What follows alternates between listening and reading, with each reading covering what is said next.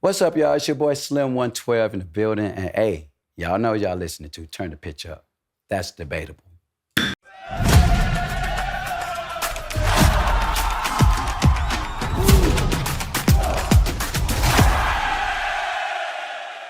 All right, so during a concert, country singer Gavin Adcock ranted about Beyonce's Cowboy Carter, which was outperforming his album on Apple Music country charts. He exclaimed, "That shit ain't country music. It ain't ever been country music, and it ain't gonna be country music." Even shouted, "You can tell her we're coming for her fucking ass."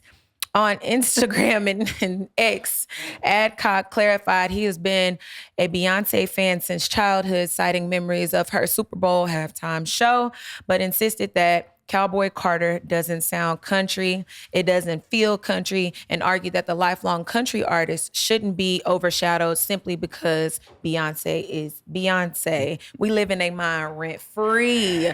What are your thoughts? If a black promoter books you, don't go. I'm telling you now. Keep my wife's name. Listen, okay, I look at it like this.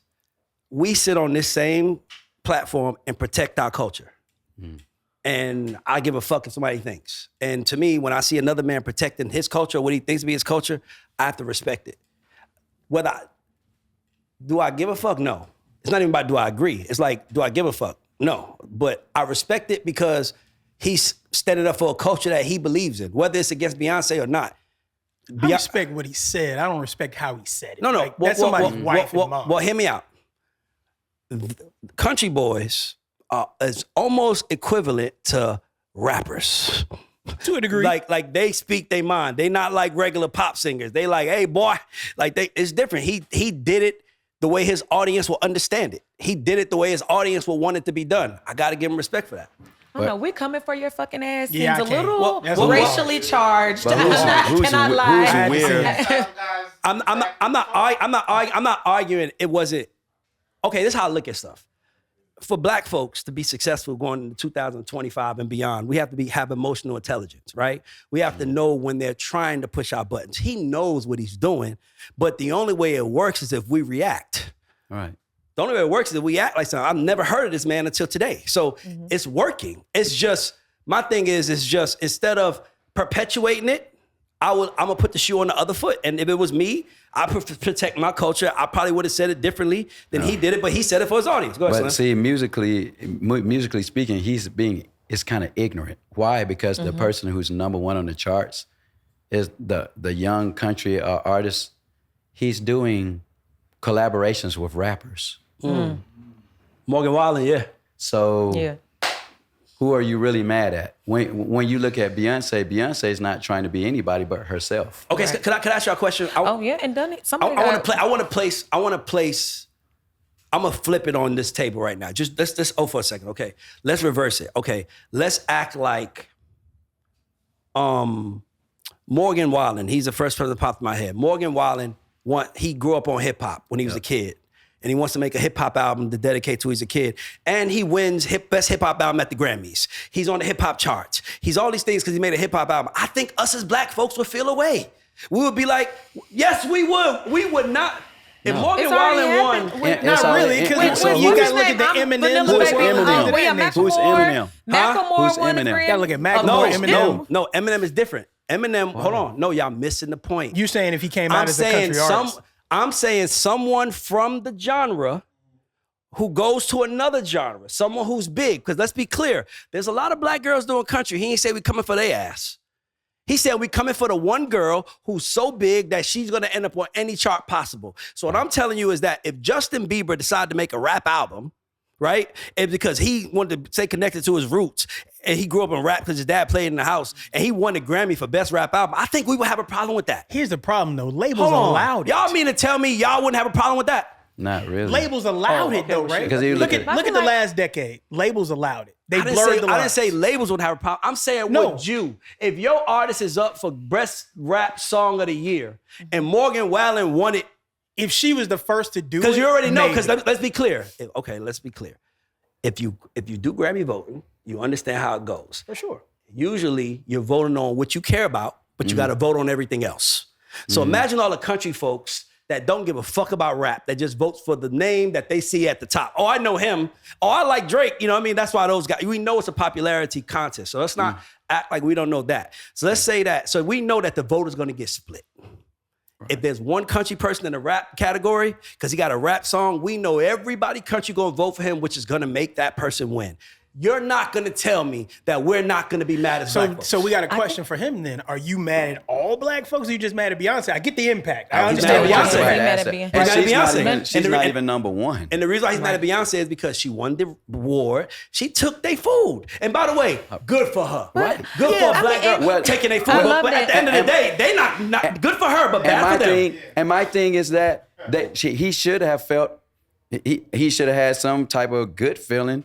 They didn't even recognize her at the CMAs at all, even though the charts said otherwise. You have legends on her record. Mm-hmm. What's that? What the song that she got? What's her name? Like she's a legend. Dolly Parton. Good Lord! You got legends from their world. Yeah. So that if that's not country for you, then I think that sounds like a personal problem. Okay. I think also we just need to start gatekeeping. I'm not. By the way, I say that every day. That's why I'm like, you're not gonna make me seal. I will never get mad at a man for gatekeeping when I suggest we do the same thing.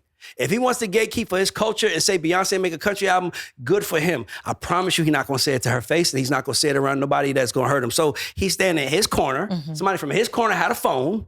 They uploaded to his corner section of the social media. Somebody black saw that shit and say, "Get over here." Y'all see what this nigga just said? And now it's a big fucking deal. But the reality is that if that was on the shoes on the other foot, black folk would be mad because I fucking know I would. But here's the thing, But I think that we do that already. Compete. And my thing is, I get it. Yes, she's Beyonce, but Morgan Wallen ain't complaining. Yeah, but he's number one. Because the vote gets divided, man. The vote gets divided. It's like when they say don't get an election because the vote gonna get divided. Y'all know what the fuck going on when they vote. The thing, though, and right? if you see Jay-Z, Tupac, all these names, do you see Morgan Wallen and you from the country world? And he's in the rap category. I think because if I saw Beyonce, but here's the thing, because Beyonce actually took the black vote too, because everybody black who didn't care about country voted for her. I think the only genre we don't argue about is pop, because I feel like everybody feels like pop is everybody's, right? Yeah. Okay, cool. But here's my thing. Morgan Wallen said, Beyonce, my record is better. Like, I'm competing. I'm number one. You're number three. Like, understand that. So if I'm Beyonce, I'm like, look, nigga, make a better record. Mm-hmm. Because right now I'm number three. If the fans think you're better, there are certain charts that you still got to be better than me. Yeah. And you're speaking on something. Okay, so just like us, we're 112, right? If people would just wanted to gatekeep, then we would have been just on R&B. But we were blessed to be on charts. We lived on Hot 100 charts. Let's go. And you're on pop. When you're on the pop side, I don't want people gatekeeping. Now I know I remember that feeling when we were nominated for Billboard Awards, and we were nominated against, what was that group? LFO. LMFL. They were young. No. Party Rock. No, they were older. They were white group. Yeah, I think it was LFO. Yeah. And we lost to them, even though it was like a very strong record. And then I had to understand, with pop, it is huge. Yeah. Mm-hmm. So I don't need your gatekeeping, but it looks great on my wall to even be in that situation. Yeah. I don't want to be in the glass ceiling of R&B where people gatekeeps all the time. Yeah. That's a problem of our culture. Yeah, and also I'm just saying, because they saying they're gonna take country back, but you can't. What I meant by gatekeeping is historically it was never their culture. We started rock and roll, country, R&B, rap. That started with black people, and it was stolen from us. We know that historically it was stolen from us. So that's what I mean by gatekeeping. Black people, we're very forgiving. People will, you're right, shit on us, and then we'll forgive them, and then they come and we welcome all the white people and all that. But here he is telling a black woman, we coming for your fucking ass as a white man. That's kind of crazy. And then we're gonna, and then we'll do the crossovers like Morgan Wallen, and I think Big the Plug has a song with somebody too. Exactly. Like everybody is reaching back to black people because black people make everything cool. They want to do what we do. That's just that. No, I know, but guess what? We fly shit. I agree. By the way, you didn't say that wrong, but I am saying, if I was on the other side, I would say the same thing, and I probably wouldn't have said it that way. And we gotta respect it because it's their world. And like you said, they guess what? They might win at the Grammys, but they're not gonna win at the BET Awards. But you know what though? That's the difference. To his point, that they when got the CMAs with Beyonce didn't win, that was their BET Awards. That was their BET Awards. To his Right. point, because this is, and I'm not mad. She saw him at the Grammys. I personally, Everybody. But here's the thing. All though. they gotta do is Dougie. You're right. A nigga can say nigga 100 times. The white man can say Girl, rap a nigga. little And then as soon as he baby verse, Dougie, and it's she like, got- oh my God, he with us. He invited But you to the know what, barbecue. though? Yeah. To both of She y'all's rapped point, a little baby verse and she got brand deals. Oh, we in. Oh yeah. I agree, but to both of y'all's point, they got to stop marginalizing R&B because Beyonce is like, all right, you don't want to let me win this Record of the Year award. I'm gonna go play in Taylor Swift's backyard. Then I'm gonna go country. I'm going over here to play in your. I think that was a direct shot. I don't think she wanted to make that out. No, she's from Texas. Doesn't matter. No, it matters. She's been Shout for out to Texas Texas, since girl. '97. And guess She's what? been And guess in the what? game. And guess I don't what? think that's That country. means everybody's waiting for their moment, and she got big enough where she said, "I'm gonna do it," and she did it. You go next. Okay, Now. perfect. So this is our last one, and the girls are fighting again. President Trump publicly rebuked Elon Musk over his opposition of the One Big Beautiful Bill. It's a Republican tax and spending package. He accused Musk of receiving more subsidies than any human being in history and warned he could strip federal funding from Tesla and SpaceX or even look into deporting Musk, even though Musk became a U.S. citizen in 2002. Musk was. I love it. I love every minute of Trump it. also floated the every minute idea of of deploying the Department of Government Efficiency, DOGE. We all know Elon used to head DOGE, which Musk once helped create to audit Musk's companies. Musk slammed the bill as a disgusting abomination, argued it would destroy millions of jobs and threaten political consequences for lawmakers who support it. He, quote, said, "They will lose their primary next year And I will see to it. if it is the last thing I do on this earth." I don't really want to talk politics. Like, to me, this is the same thing always. They knock each other in public while they make deals. When they talking in public, I'm always like, what's really going on? Right. What's really going on behind closed doors? Because that's what they want us to look at, right? While they really do they play. I think Trump and Elon Musk are friends. I think they're putting the whole thing together. And I think they know is Trump understands what it's like to be a superstar artist. Artists never put themselves in public. A superstar never lets the public forget about them. It was times where Biden was president and people was like, do we have a president? Where is he at? Trump is going to give you motherfuckers a reason to think about him every 72-hour news cycle. And to me, that's what this is. That's why I want to entertain it. But y'all go ahead. Okay, so I feel you in a little bit, but I would interject a little. So I guess because of like how I invest, right? I invest based on paying attention to what the government puts out. You know what I'm saying? You have these subsidies. They were friends until they weren't. You know what I'm saying? And as soon as his situation got touched and tapped, now he's in his feelings. He was always about clean energy. We all knew that Trump was running against that. Remember what he was saying about the windmills killing the birds and the whales, whatever he got it going on. Well, now it's touching his situation. We're talking about billions, hundreds of billions of dollars. And, you know, I just look at it like this. Everybody should just pay attention to this and then say, okay, they are fighting, but then how does this affect us? You know what I'm saying? So that being said, I ain't gonna hold you. Like Musk should have just known when you play with these type of people, you know what I'm saying, you can get bit too. You're not big enough to get bit too. Yeah. You know what I'm saying? They play dirty, by the way. That's And what I'm saying. neither can really out the other. Because when you know everybody's, I know your secrets, you know mine. It's like, we can only take this so far. You know what I mean? So It's only you're gonna hit a ceiling and then they're gonna. All right. Well, that's the end of my opening statements. What we talking about today? Well, I think we're going to start with. When we Do started you want to with do the 112 versus everybody? Nah, you know what? Let's go easy, real quick. Okay, let's start easy. So Slim, I'm gonna tell you something. I'm gonna tell you on record. You have, to me, one of the most distinctive voices in R&B history, right? Like, I ain't gonna lie, man. I feel like your voice is so distinctive. You could drop 2 or 3 hits right now and it'll work. If So Fly dropped right now, that shit'll go, right? So what I wanted to ask you is give me and Brian and Stanza, you be talking shit, Jack, y'all get in it. Give me your top 5 most distinctive R&B voices. Okay. I wrote mine. You want me to go first? Yeah. Because I wrote mine. Because mine's going to be wild. Okay, cool. So, by the way, and what I tried to do was I tried to go with voices in groups, right? Yeah. Because I was like, okay, groups. No. Okay, cool. No. I went with groups because it's really hard to stand out in a group as a voice, right? Mm-hmm. Like, I don't know the difference between the Twins and Jagged Edge. You know what I'm saying? I know Wingo's voice, but like, I don't know the difference between Brian and Brandon. So that's why I'm saying that. So here's my top 5 most distinctive voices in no kind of order. Number 1 is Slim, because he right here. Number 2 is T-Boz. Mm-hmm. Nobody sounds like T-Boz. Number 3 is Coco from SWV. That's a voice you hear, you can't forget. 4th is, all right, I'm gonna do this, Wanye. Because, nigga, when Wanye go, like that nigga voice is distinct. Wanye is the only voice I recognize in Boyz II Men. Am I You tripping. That nigga don't sing. You tripping. No, Sean. No. It's not Wanye? Sean's Wanye voice is the crazy. voice. Hold on, Wanye is not the voice of 112? He has the most. I mean, Boyz II Men, I'm sorry. No. And I'm going to say it like this. Best voice and distinguished voice. We need to talk about that because Nate's voice, you know what I'm saying? No. Because I went with best voice. Okay, so best listen. voice and distinguished voice. So I went distinguished. Okay.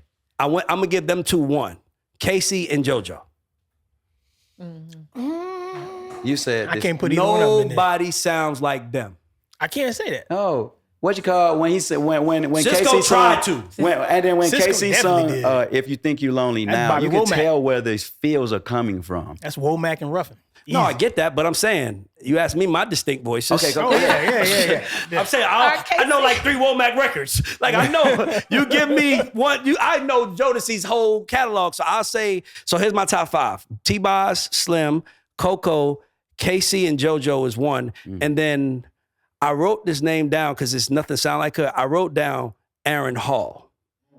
Because Aaron Hall voice, that nigga voice is crazy. It is. Who is His voice sounded like auto-tune before auto-tune was around. 500. No, listen. His voice sounded like auto-tune before auto-tune was around. So that's my 5. What's yours? Okay, let's go. My all-time distinctive voice. Yep. I would probably say Ron Isley. Fuck you. Number. I was trying to keep it. Let's go. Ronald Isley. All right. That is Number good. 2, off the chain, most distinguished voice, Aaron Neville. Yeah, I mean, shit. See, that's why I said distinguish your voice. Not you don't have to be the best sounding. You know what I'm saying? Hold on. Didn't he say Ain't No Sunshine? Oh, that's Bill Withers. That's Bill Withers. Okay. Don't know how much. Let's say I love you. Okay. So okay. All right. Number 3, I was gonna give it to T-Boz. My girl. You know what I'm saying? Hell That nigga yes. voice But Givion's voice is amazing. That nigga, Yeah, it that works, nigga though. That's voice what- is exactly. incredible. Right Yeah, now. That's it what is. I'm It's talking his about. He's singing through a That's tube. what I'm Like, talking Through his throat or something. between him, Yeah, I love- between I him love- and Friday is wild Friday too. was Friday, ill, yeah, too. I like Like Friday. if we really gonna go there, Yes. like I would love my Bryson Tiller. Hell, Yes. but He has but the same voice. that's the young people. Yeah. Let me jump out of there. So I we said got Ronald all-time Isley, Aaron great. Neville. All right, okay. I'll put myself in there, My nigga. and then number 5 would probably be No, that's 4. That's Slim? 4? Oh, no, T-Boz. You're right. I'm sorry. Yeah. T-Boz. I'll put myself in there and give me Raphael Sadiq for. Damn it, I was about. Boy, Damn, you he took does mine. have a great voice. You took it, but I'll recant it. Brian? Michael Jackson, Gladys Knight, Raphael Sadiq, distinct Slims, and T-Boz. I have to say that. Okay. But Gladys Knight, when you hear a voice, I mean, Jack? there's no other voice like that. Ron Isley. Oh, this nigga. Who? That was on my list. No. He's there. person you said? Slim, you gave that to him. Okay, good. That was on my list. He's Ron lit. Isley, Johnny Gill, Who? Barry White, Teddy Pendergrass, and Frankie Beverly. No. Now you know Barry, Frank, yes. I can give Frankie Beverly because who Frankie Distinct? Beverly sound like? Nobody. Nah, he's just a great singer. I don't know if his distinctive, his voice is distinctive enough. Aretha should have been on my list too, but I was really trying to while I was going Slim, I was trying to find those voices that when you hear a group sing, you like. Yeah, so because I was trying to distinguish great singers. Yes. When you said Wanye, these all-time great singers. You know what I'm saying? Yeah. Like when they did One Sweet Day, and when Mariah and they would explode, and you know what I'm saying? The tracks was going crazy. Yeah. I was like, good Lord, man, this is, you know. So like even with 112, we had to, so you had 4 guys that hold it. We have no weak links in the group, right? Yeah. When we do records, if you notice, none of our records sound the same. So some of these songs, we wanted you to feel like, oh my God, just took them through a ride. And then we had certain records where we want you to remember, and it sticks, and no matter what you do, you cannot get it out your brain. Yes. You know what I'm saying? True. So that's what I said in our situation, but that's another conversation. Let me ask you a question. I'm sorry, I know I'm not interviewing, but I just got to ask you because you just inspired it. Give me a record. So there's a famous moment where Jay-Z calls a meeting with not 112, with the whole Rockefeller, and he's like, 50 Cent is coming. Get y'all shit together because he's coming. Give me something or someone or act, a video, a song you heard where you kind of got the group together before y'all made or while y'all made or after, where you was like, bro, they coming with it. You ain't had a record that you heard? No, well, we didn't do it that way. So with us, it was always the summer. So in one of our great stories, there was a situation where when we did our 3rd album, we were really feeling it. And it was going through the industry like, oh, here they come, right? Yeah. A Jay-Z came to to the studio session, and he had a briefcase with a handcuff on his wrist. Okay.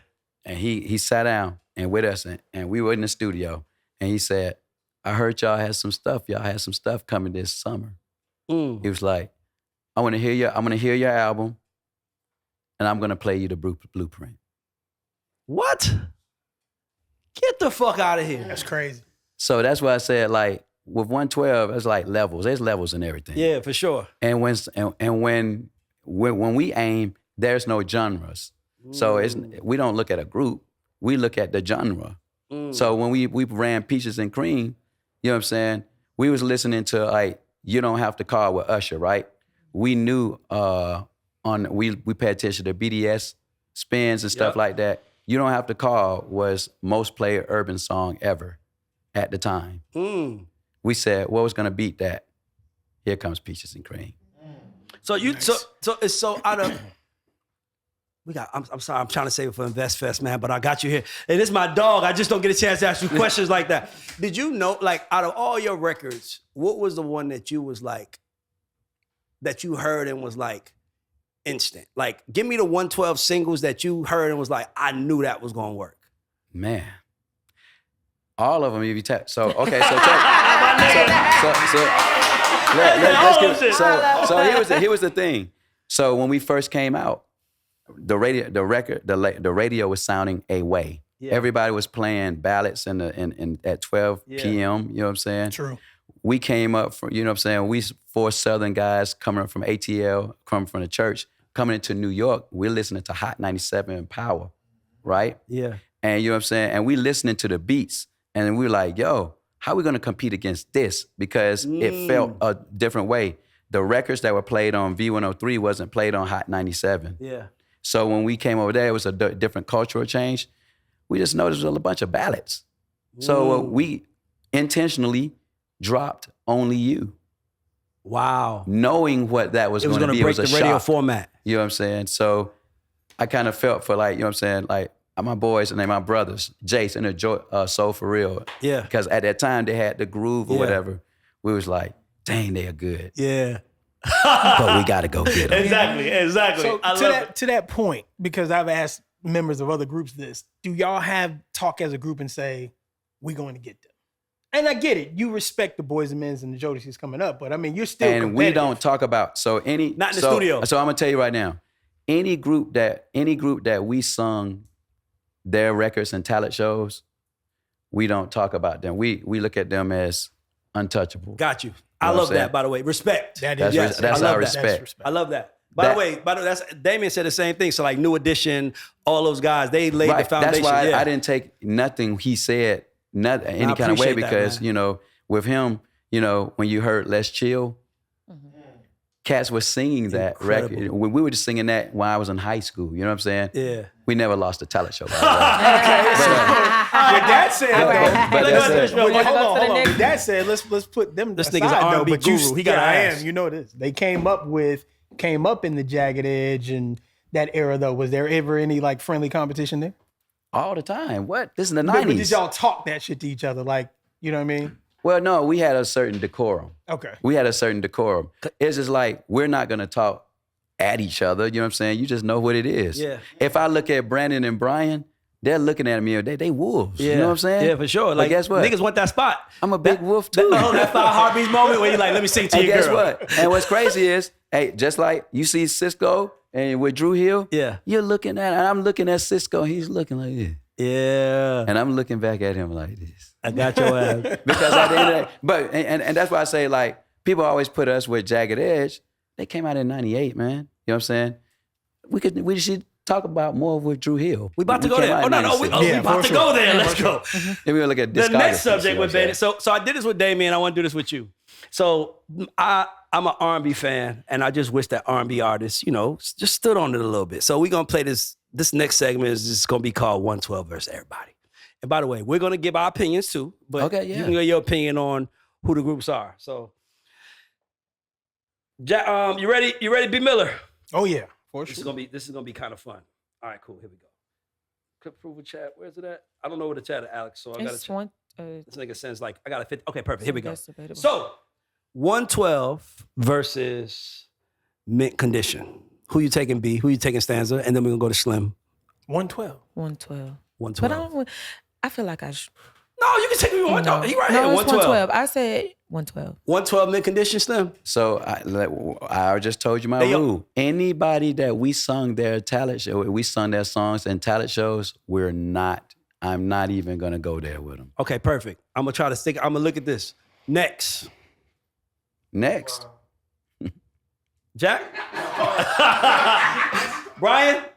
Next 112. 112. I mean, I could tell Stanza? you why, but yeah. You can say why? Why you sure? I mean, it's, Yeah, please Next tell- was, please say why. Here's the thing, and I love RL to death, but ultimately, Next was known for, I don't even want to say this, but impact-wise, it was like really two songs that impacted the market. But it wasn't that. To me, the reason why I say 112 is because Next to me felt older. Like 112 felt young, right? Y'all was We wearing were leather young. suits, but like I was a kid. Like I saw y'all, Yeah, y'all we were looked a few years teens. young. Y'all look like Yeah, we were teenagers to teens, me when y'all right. came out. So to me, Next always felt like a man. And I ain't gonna lie to you, like that Making It Hard for Me is a terrible song. It's not a terrible record. That was a good record. Because it's like it's a lame concept to me, right? It's like we know, like as a kid, it's like, oh, you're making it hard for me. I'm like, oh, that's cute. Like, oh, she making it hard, but it's like, no, you're making it hard. It's like, my nigga, you grown as fuck, my Yeah, nigga. that Like, intro was crazy. huh? Yeah, like exactly. So I'm gonna say 112. So y'all period. pay attention to a lot of the Yeah, words and stuff yeah. like that. I would just leave it at discography. Perfect. Let's go. 112. Drew Hill. Let's get into it. Now that's fun. Now that's fun. Now hold on. Now I'm gonna go first. Absolutely 112. Without a doubt, I've never been a Drew Hill fan. Like I fuck with a couple of their records, but the blonde hair from Cisco, I just, as a man, I never could get with it. That wasn't for me. Like I could hang with Slim. Like I didn't want to hang with Cisco, so it's kind of. Man, listen. When I look at groups, I look at vocal ability, impact, discography, and Slim to your nigga, right. No, nigga. I'm at Go let ahead. me know I'll say this. Listen, I think 112 and Drew Hill is like any given Sunday. I feel like if you put the fucking Patriots and the Colts out there back in the day, it's like this Sunday I got you. This Sunday I got you. That was a Okay, seesaw. so we asking you on this particular Tuesday to make a decision. I can't. It's a seesaw. It's a tie. Flip a coin and Literally a tie. It's a tie. Which one do I like 112 better because I gravitated to their harmonies more. But because This nigga- I'm R&B, they were harmonies more. Let's go. closer related to my favorite groups. And 112, Drew Hill was more Jodeci hard harmony driven. So that's just me personally. To me, Drew Hill felt like diet Jodeci. Damn, It felt that's like hard. Jodeci without the cap. No. Let me tell you. No, okay, so I say a lot of crazy shit, and I see the reaction. I'm like, let me explain that one real quick. 'Cause that might have came out bad. No. What I mean by that is like I always say, like, you know, diet just means it tastes like it. it's just, it looks like it is just not as much calories. It's just not as much shit that comes with it. And to me, Drew Hill can sing as good as Jodeci, but they weren't, like, I wouldn't say I would never make a promise I wouldn't keep. I was trying to fuck.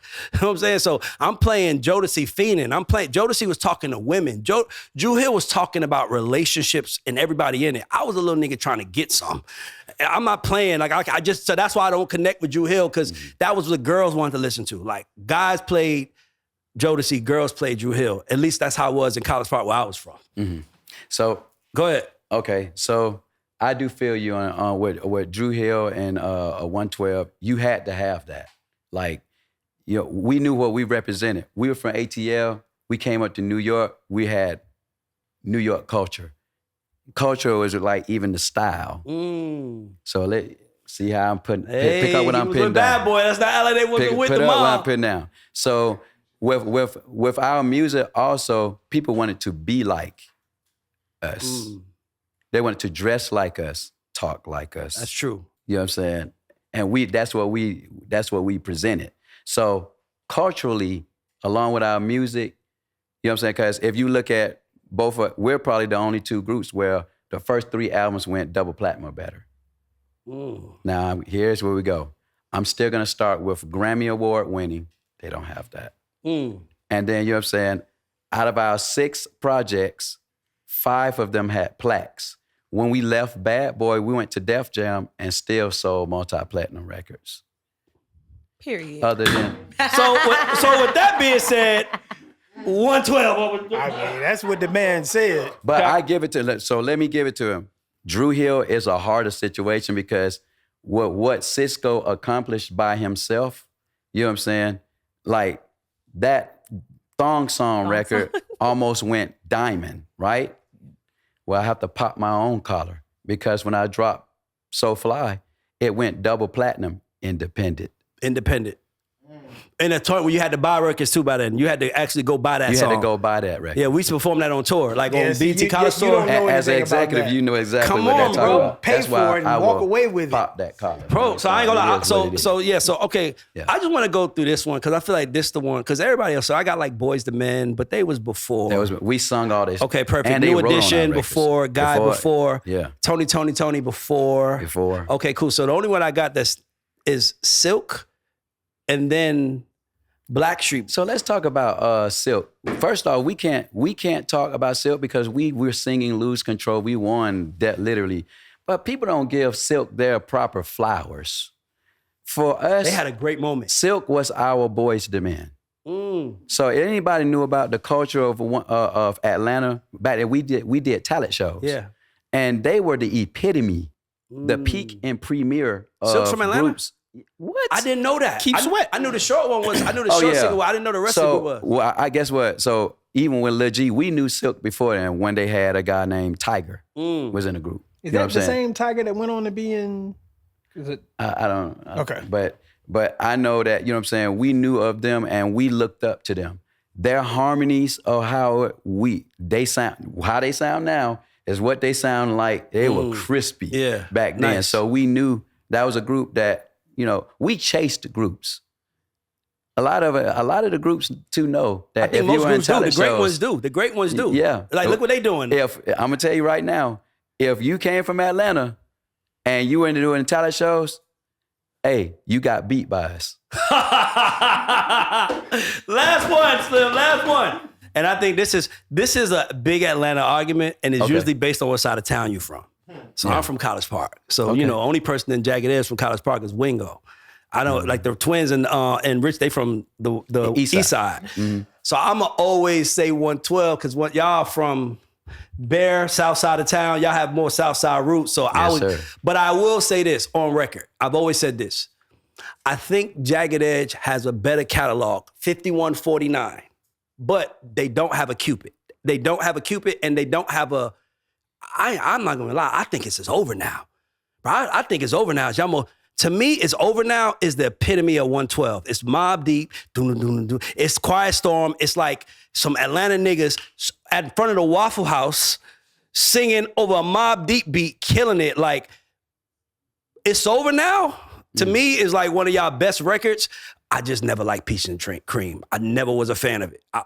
That's my least favorite 112 I felt record. like that with Anywhere. Yeah, but Anywhere is a Both of shit. y'all crazy. But guess what?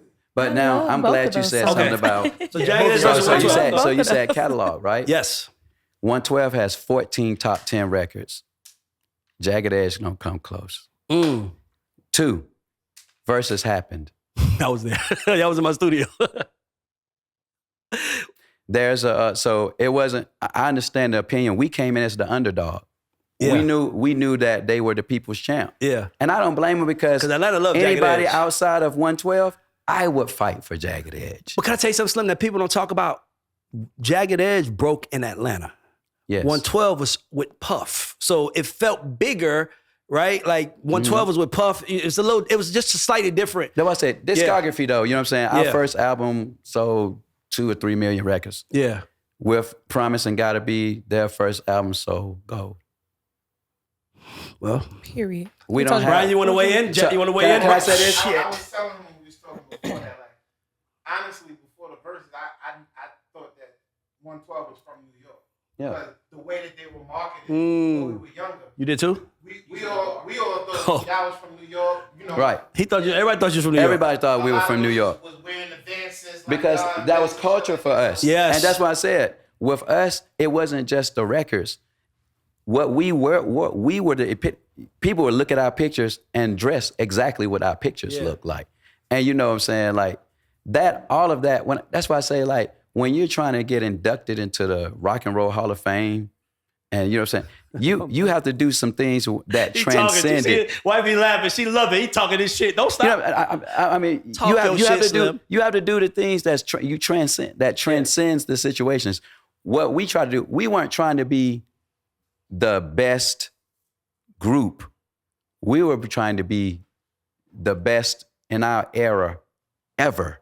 And it has nothing to do with the genres. So when we were competing, when we tried to compete, and even when we lost, even the stuff that we were losing to, like we weren't competing against with our songs. We weren't competing against Let's Get Married. We was competing against Pras and, you know what I'm saying? Fugees, you know what I'm saying? You. Like, these were our records was transcending. Yeah. Like, I can't put myself in an R&B glass joint. If you can't, we start with Grammy Award winning, and we have a lot of other joints that and if you can't say that. I'm gonna just tell you something on record. I think I listen to you every day because my favorite, if not my favorite Biggie record that I have to listen to is Sky's the Limit.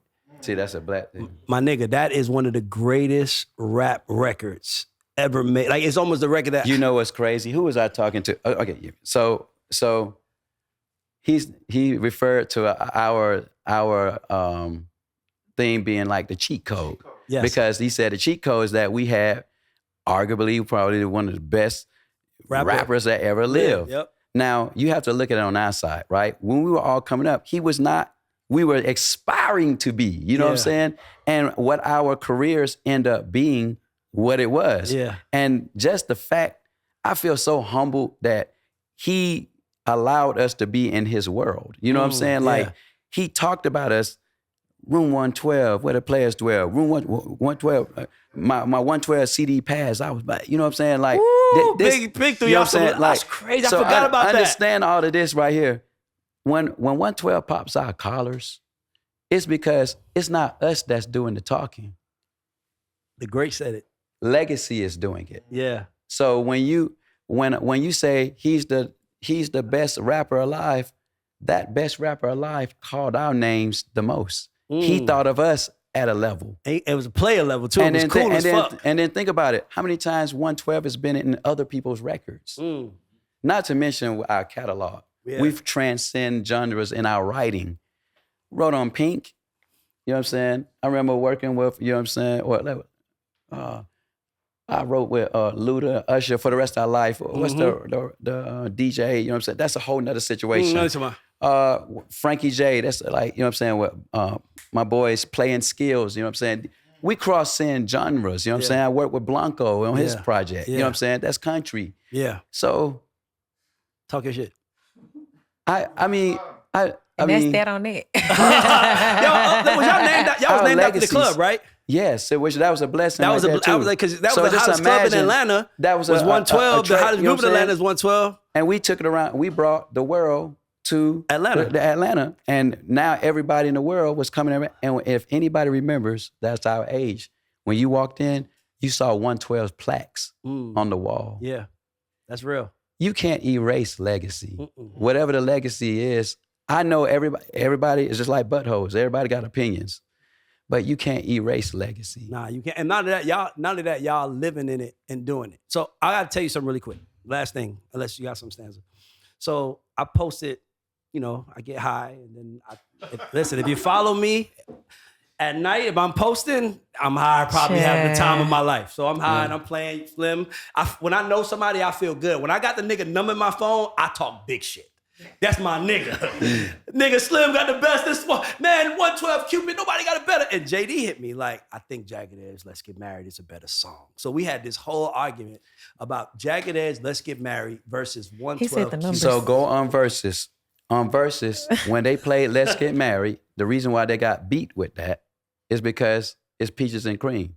Even if you go on all-time great records, like that was a number one record in the world. They played the remix. See, I always think about the when I'm comparing, I always think about the ballad version. They played Where the Party At. Yes. They played Where the Party At, and we played Peaches and Cream, I think. I'm trying to figure. Neck. That's neck and neck. Or no. Peaches and Cream was most played song ever. That's in the Guinness Book of World Records. Oh, period.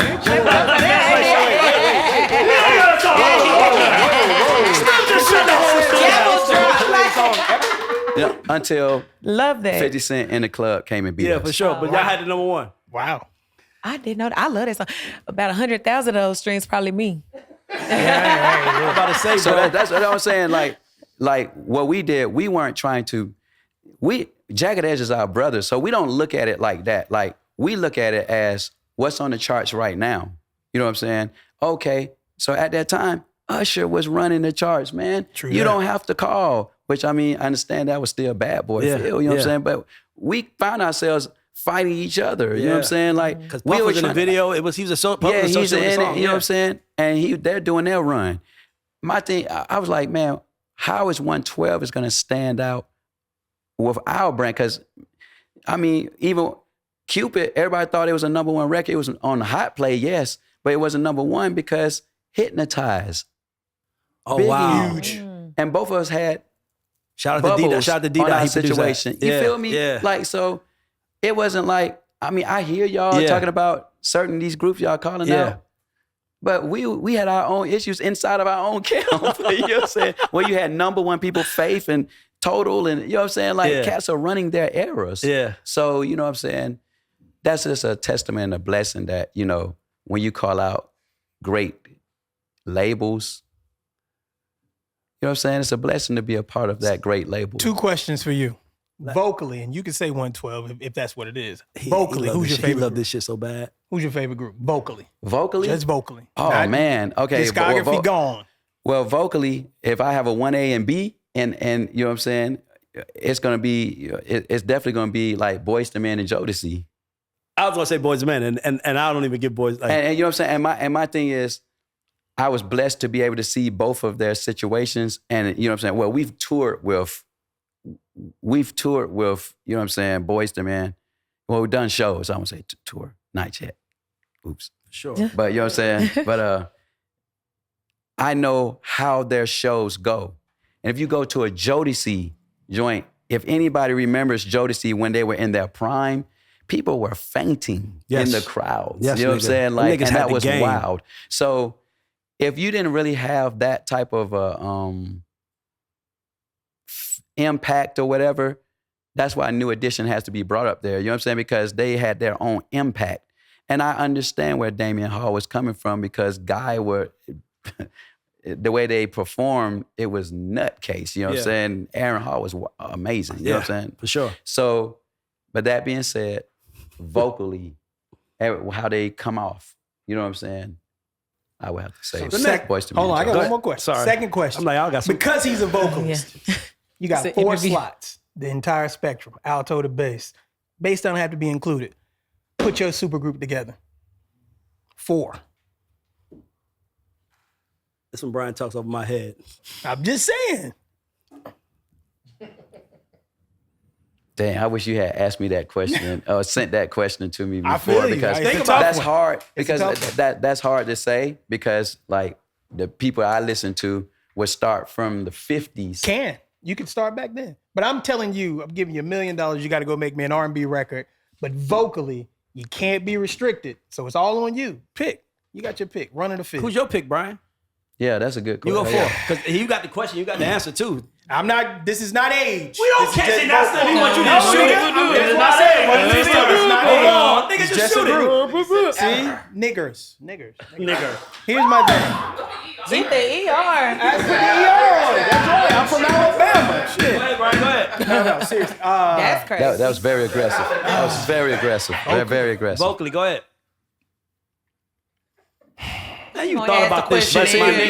nigga. Listen, It's tough. Then give us who your list Exactly. is. and he's the guru. Luther. Luther. Okay. Definitely. But then what he would be?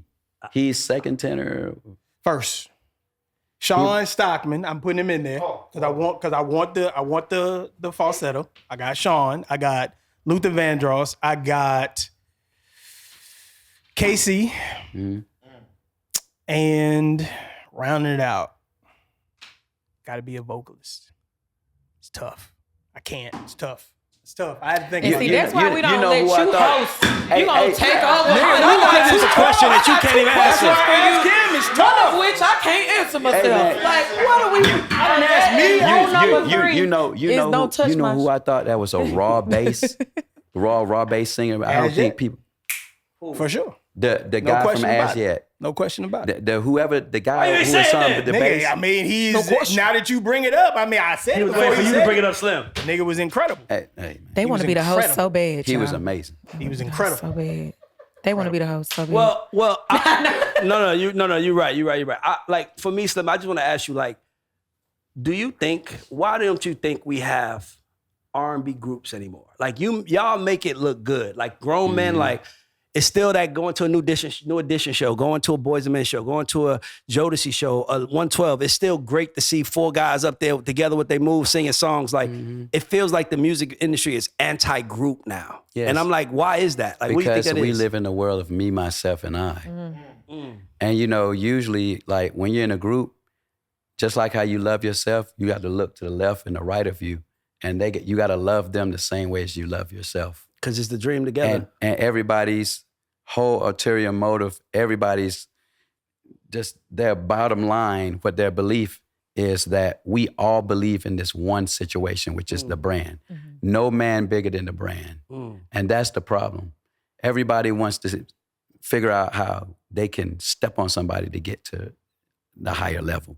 They'll walk over their brother if their brother was in the group to get to that. You know what I'm saying? For sure. But back in our day, think about it, culturally speaking, like, you know what I'm saying? We used to talk about what the best, not who the best player was, but you said the best teams. The person who had the best player in the world didn't matter if your whole team wasn't great. off the That's chain. so real. Let's talk about the bad boy Pistons. You feel me? Yeah. So that's it's real. just like, and it took a while for people to understand that certain, like I would say equations, like, you know what I'm saying, had to be formed to create this whole situation. And it's unfortunate people don't understand that. Got you. I'll take it one Go further. ahead. I wanted to know, because we asked Damien last week, what do you feel like is missing in R&B today, just as the genre, not just specifically the groups? What's missing? Like they ain't coming up in church, or what is it? What do you think is missing? That I would say I would say groups, and the fact that I think that people are not doing their homework, due diligence of R&B culture. So with us, we study everybody from Jackson 5 on down. You were in Temptations, the OJs, the Drifters, right? And we noticed they all said the same thing, it's just the way they said it. You know what I'm saying? So even with the writing and the skillfulness, you know what I'm saying? Now people be like, man, I'm gonna put my pen, I'm gonna do this, and I'm gonna and leave with their money and their stuff, and then wonder why the culture seems materialistic or, you know what I'm saying? Lost. Where, you know what I'm saying, in our world, it didn't matter what caste you saw yourself in. Love felt that when you came down, it was like the man would run the world, but then when he comes to his castle, his queen runs the castle. True. And he'll kneel down and he would, it was Bow down to no her. type of nothing to say, hey, I would do this for her. I would do whatever for you. You know what I'm saying? Even if it came out, if it was on the bad side, you know what I'm saying? It was just like, But would you but move didn't I for give? her? Would you move? Would you move? No, I'm kidding. Interrupting him. These are jokes. Nah, I ain't gonna lie. So last question for me. I'm just curious. Like, you ever thought about, and I know it's unfortunate because you don't fucking have to, but you ever thought about putting together a group? I think no one would be better to have a group than someone who was successful in the group. Because now every time they hit pitfalls, you've been there 30 years. Like, nope, don't do that. That's not gonna work. Like, you never, because even when I hear you talk, I'm like, you know so much about the genre. It's almost like you damn near gotta come save the genre that saved you in a lot of ways. Yeah, like, you ever thought about that? Yeah, until, Mr. Executive. Imagine me coming in with four artists and then start talking to you about budgets and this type of economy. Well, I said a group. That's what I said. But here's what I'm saying, though.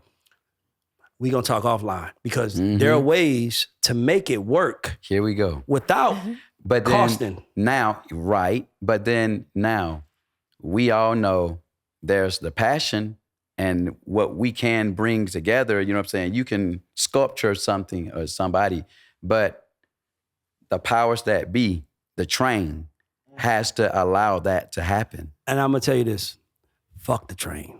Oh, we can't say that. Let me tell you why. Me and you have a name. You could put together a group. You call them motherfuckers 448, 112 times 4. Give a fuck, 448. 4 niggas, they 4 112s in your mind. You get a group and you can literally have them, because you're slim, I'm gonna have them come to this prom and sing. I'm gonna have them come to Piedmont Park at 3 o'clock.